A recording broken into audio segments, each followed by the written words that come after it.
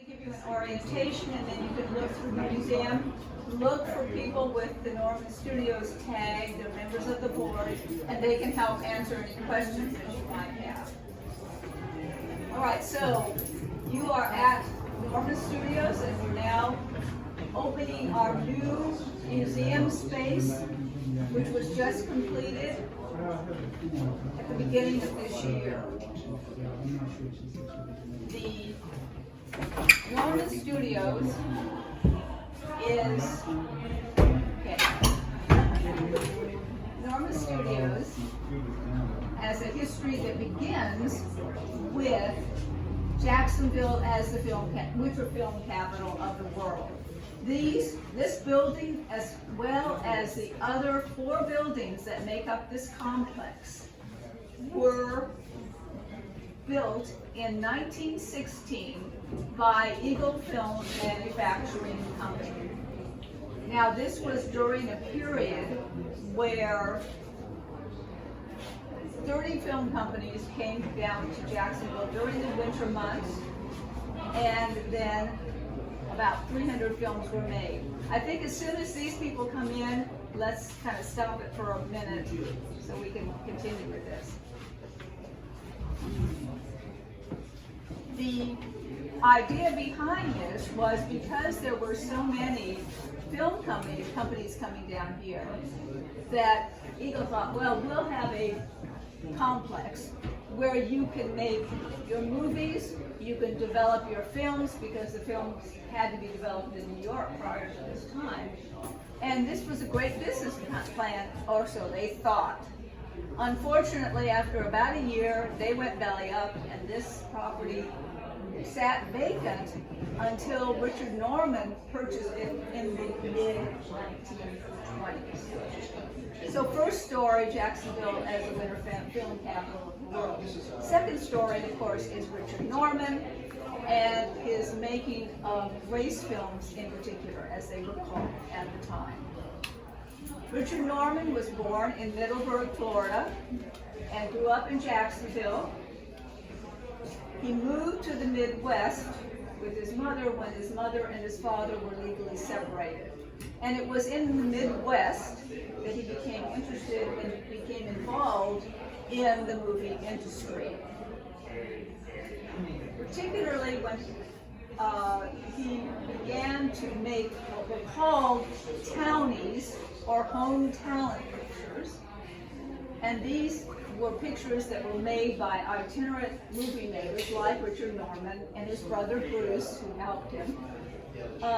They had a set script or photoplay, and that you would take from town to town. You would do a deal with the theater owner in that particular town, and then you would cast local people in the film, and they would get to watch themselves on screen, which was a big thrill. Of course, I think still that's a pretty big thrill for most people at their local theater. So his first effort was Sleepy Sam the Sleuth in about 1915. In the room in back of me is a showing of that film. It is a one-reel film, therefore it's like 10 minutes. And it is his first effort. He found out that he probably needed to include a few more people in his film to make it more popular with the local townspeople. So he began making the second of his townie films called The Wrecker. Now this had it all. This had a love triangle, this had a train chase, a train wreck, contract for the U.S. mail that was being contested, and it had a wedding, and it had a business meeting, board of directors of the railroad, so it had a lot of places for all the people in the particular town to be present in the film. This was very successful for Norman. In 1919, however, he decided to go into something different. Decided to go into making so-called race films. These were films that were made in reaction to the very, very stereotypical and caricatures of blacks that were found in the media of the day. They started being made in the early 1910s, but were really spurred on by the release of The Birth of a Nation, which showed blacks and Reconstruction in a really bad light. He saw this opportunity, which was a business opportunity. He was living in Chicago at the time.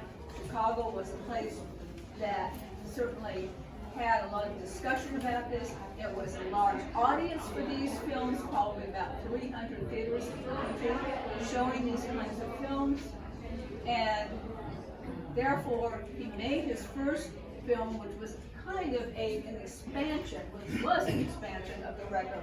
It was called The Green-Eyed Monster. He made that in Jacksonville in 1919, and then moved down here permanently at that particular time.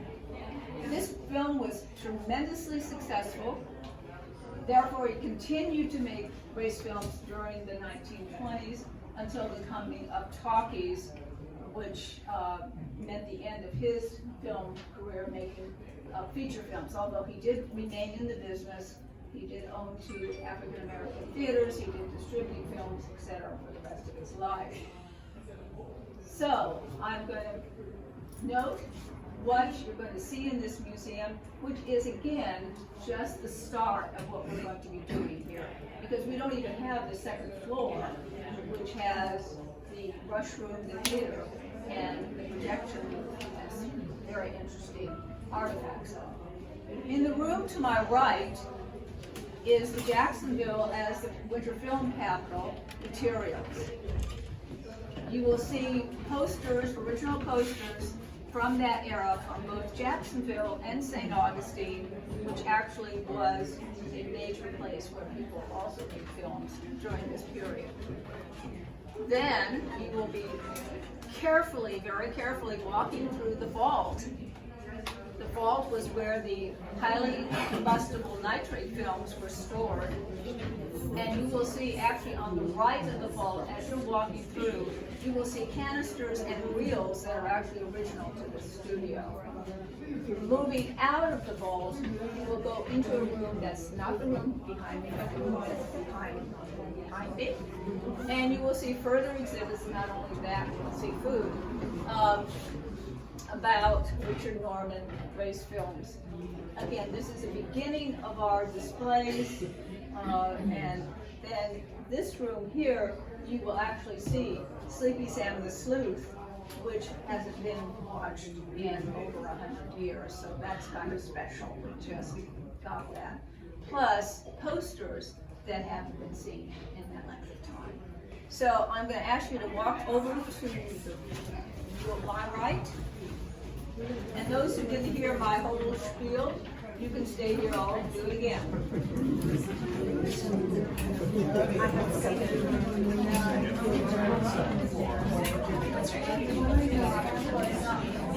I'm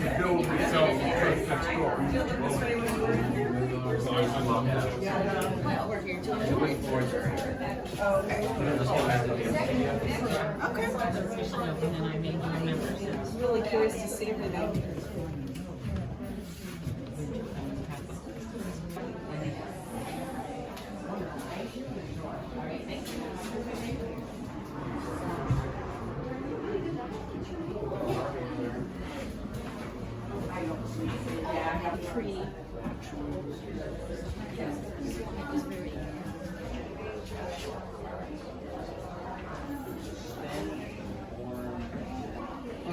Jackson, I mean, that's what we're about. Is living West, but also Jacksonville in this film here. About what year would you say that was?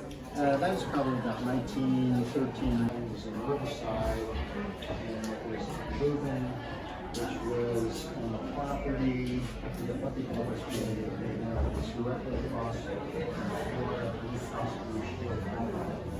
Right near the water? Okay, so that's where that was a set?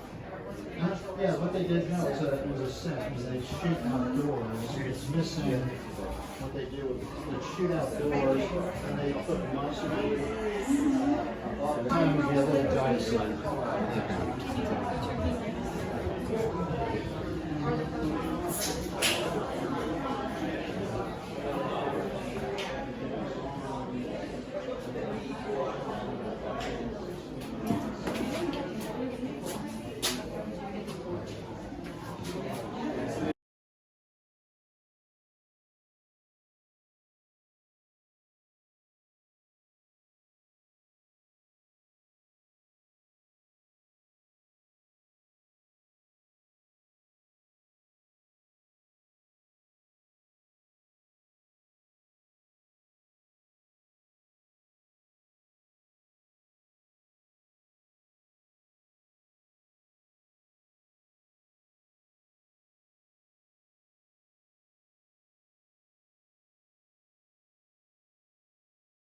the acting president of Norma Studio Silent Film Museum Incorporated.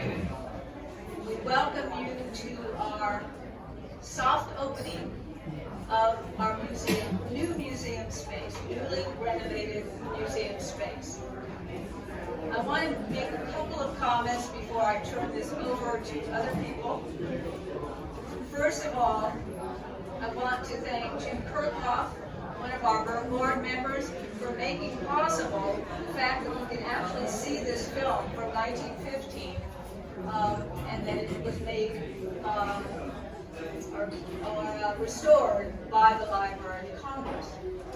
I also want to thank David and Nancy Norman for providing us with the copies of the posters and the other paraphernalia from that movie, which again, that poster has not ever been seen in public since 1915 either. So thank you to both of those, actually 3 of those people, very much. And that made this opening even more special because we have something special to show you.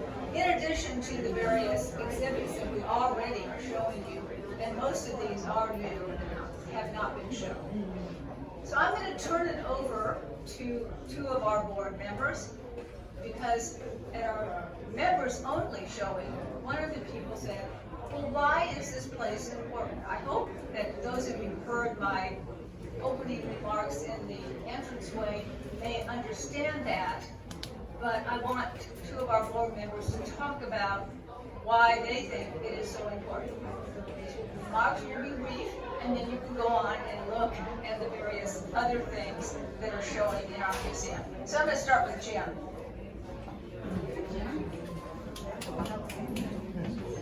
Hello, everybody. My name is Jim Kirchhoff. I am a board member of the Norma Studio Silent Film Museum, and I'm a relatively new board member. I came on about 2 years ago, but there have been so many people involved in this project for so many years and have shown so much patience, have put out so much effort. One of them is Devin, standing here. She's been through hell and back again, so in terms of getting this thing open. Barbara, thank goodness we have her.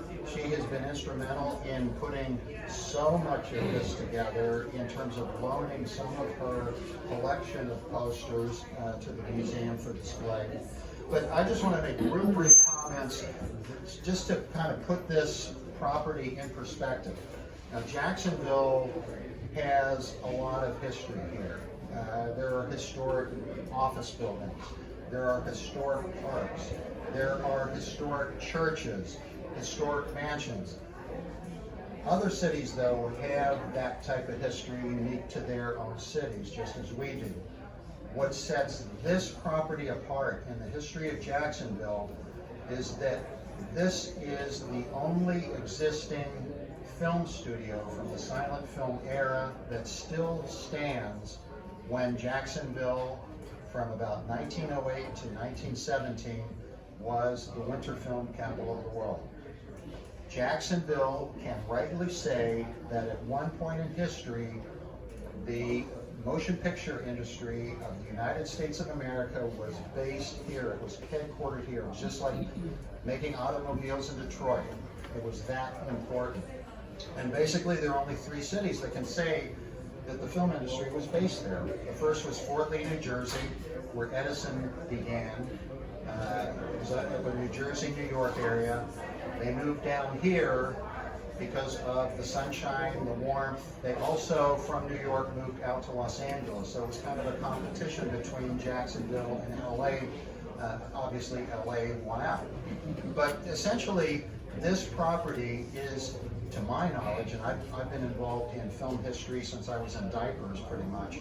Basically, this is, to my knowledge, the only standing silent film production studio that stands as it stood when it was making silent films. There are other ones in Los Angeles, say MGM, the Charlie Chaplin studios. They still exist, and there's still elements of the silent film era there, but they've been so built up and changed over the years. This is the only one that really can say that what you see is pretty much what it looked like back in its heyday. And some important films were made here, the comedies made from Eagle Film Studios, and particularly the race films that producer Richard Norman made here, and one of which is on the Library of Congress National Registry, making it an historical, a national treasure, basically. So there is a lot of significance to where you are standing or sitting right now, and that's all I had to say. Just to, hopefully I put it in perspective in terms of the significance of this property. Thank you. And thank you all for coming so much. I will now turn it over to Devin. Well, first, thank you guys so much for coming. This has been an incredible turnout, and we are loving every minute of seeing you guys here. I'm Devin Stewart Leslie. I have been involved with this since around late 90s, 2000 as a journalist, and then around 2004, I joined the board of what was the fledgling organization. Prior to that, though, I lived a couple blocks over in Arlington, and I would pass this place all the time, going to work. And man, it was in shambles. I don't know if you guys have seen this building, 10, 20 years ago, you would not have thought, that it would survive, and it almost didn't.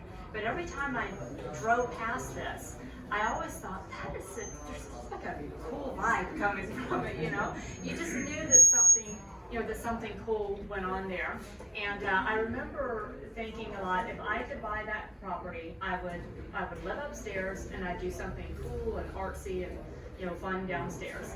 I also knew about Jacksonville's film history, and I knew about the Norman story, but I never put the two and two together. I never realized, it took me a while to realize that this was a Norman building, and that is exactly what happened here, is they lived upstairs and they did something cool and artsy and groundbreaking downstairs, and really, history making. I echo Jim's thoughts on the fact that this is the only studio that stands as it did today, but the much more, I think, important history is this building's and this property's place in civil rights history. Back in the day when the filmmaking, African American characters were not shot in a positive light. This is one of the first places where they played the good guys and the bad guys. They played doctors, they played lawyers, they played aviators, they played characters and types of work that they were not allowed at that time. And so I think that is so important, just the aspirational aspects of what went on here and what was shown here, and what Mr. Norman went out of his way, to show, could be possible. A lot of people also ask, well, how could he do that? I mean, back then, Jacksonville was a Klan stronghold. This was not, always a place that was favorable to that type of progress. And we believe that in part because this property was so isolated. This was prior to either of the bridges being built, and so the only way that you could get here was literally by boat. And so we believe that just the fact that it was kind of isolated and hard to get to is what allowed Mr. Norman to do what he was doing so freely. Mr. Norman and the African American cast and crew that were really taking a chance, to come here and to openly work and create and make something beautiful in a time and place that largely did not want to allow them to do that. And he was able to do that here. Sorry? He grew up in the South. Mr. Norman was born. He was born in Middleburg, and he grew up in Jacksonville.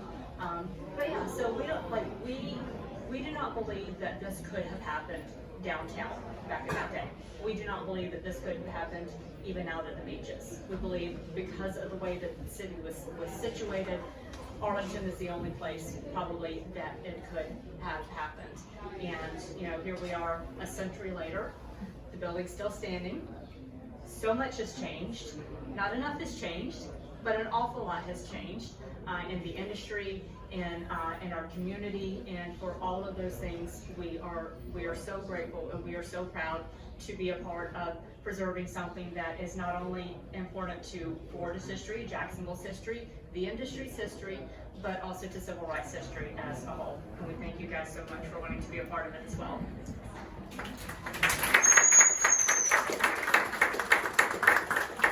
Thank you so much, Devin. I'll just close on reiterating our thanks that you were able to come. We do think this is an incredibly important property, an incredibly important series of stories that can be told about this property. I thought I would add one thing to what Devin said, and that is the vibrant African-American community in Jacksonville, which was one of the reasons he came down here to make the films in Jacksonville. So that is another important part of the history of these studios. So, if are there any questions you would like to ask? No? Okay. Oh, yes. Was Arlington an incorporated city at the time? I don't believe it was incorporated as a city. The dates, could you give us again the dates that occurred? The dates that he moved to Arlington about 1925. But you first, the civil rights, are we talking about that period from 25 on? Or? Yeah. No, we're talking earlier about civil rights. earlier, he moved to this property in 1924, 1925. He made films in Jacksonville starting in 1919. He also made films in Long Oklahoma. before the actual civil rights movement, the Yes. later years. Oh, yeah. So I'm trying to Yes. get a sense of the work. It looks like he went out, or somebody went out, took footage in different parts of the country, and then brought it back here to produce it, I guess. I don't even know how to talk about this whole. I think what he did, now for his townie movies, which I talked about in the front, he would have some set footage that he would use, and then he would take local footage to put together those townie movies. Now for his race films, though he was actually making those films either in Jacksonville or in Oklahoma. So he was making the films just like any other filmmaker would be doing, making those films in those locations. And he used people, he also used something from his townie experience, which was also similar to what Oscar Michaud, who's probably the most well-known of the race filmmakers, used, and that is using local people as part of his cast. So he used Dr. R.L. Brown, who is a prominent doctor. He's in many of the films. He used Peg Reynolds, Steve Peg Reynolds, who was a vaudevillian, who was from Jacksonville in all of his films.